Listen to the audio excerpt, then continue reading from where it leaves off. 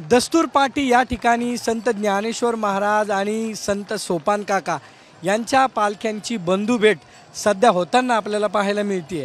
संत सोपान काकांची पालखी ही सासवडवरून निघत असते, तर संत ज्ञानेश्वर महाराजांची पालखी ही आळंदीवरून निघत असते आणि या दोन्ही पालख्यांची वर्षातून एकदा भेट दस्तूर पाटी या ठिकाणी होत असते।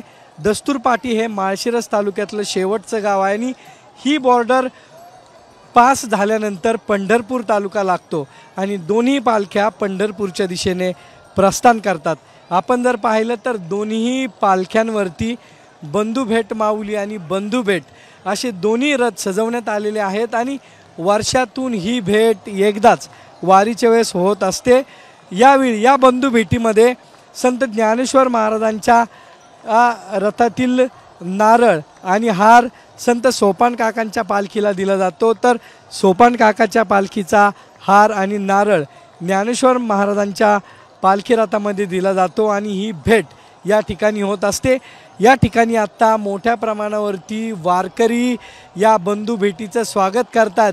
फुलांची उधळण जी आहे ती या रथावरती सुरू आहे आणि ही भेट आता या ठिकाणी पार पडलेली आहे। दोन्ही रथाच्या हारांची आणि नारळांची देवाणघेवाण आता आतमध्ये सुरू आहे आणि दोन्हीही देवाणघेवाण झाल्यानंतर दोन्ही पालख्या वेगळ्या वेगळ्या दिशेने पुढे मुक्कामाच्या दिशेने प्रस्थान करत असतात आणि गेल्या अनेक वर्षापासून ही बंधुभेट दस्तूर पाटी या ठिकाणी होत असते आणि ही भेट आता पार पडलेली आहे आणि आता दोन्ही रथ पंढरपूरच्या दिशेने आणि पंढरपूर तालुक्यामध्ये प्रवेश करतात। अत्यंत महत्त्वाचं या वारीमधला हा क्षण असतो बंधुभेटीचा, कारण सासवडवरून या सर्व पालख्या दोन्ही सोपान काकाची पालखी आणि संत ज्ञानेश्वर महाराजांची पालखी सासवडला असली तरी त्या ठिकाणी त्यांची भेट होत नाही आणि ही भेट वर्षातून एकदा म्हणजे वारीच्या काळामध्येच होत असते। संत सोपान काका आणि संत ज्ञानेश्वर महाराज हे भाऊ आहेत, त्यामुळे ही बंधुभेट अत्यंत महत्त्वाची आहे आणि ही बंधुभेट आता या ठिकाणी पूर्ण पडलेली आहे।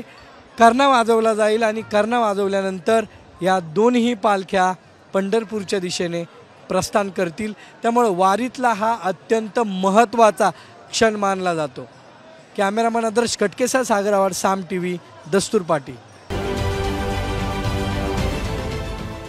देश विदेशातील प्रत्येक घडामोडींचे लाईव्ह अपडेट मिळवण्यासाठी आता साम टीव्हीच्या सर्व सोशल मीडिया प्लॅटफॉर्मला लाईक, फॉलो आणि सबस्क्राईब करा। तसंच सर्व नोटिफिकेशनसाठी बेल आयकॉन प्रेस करायला विसरू नका।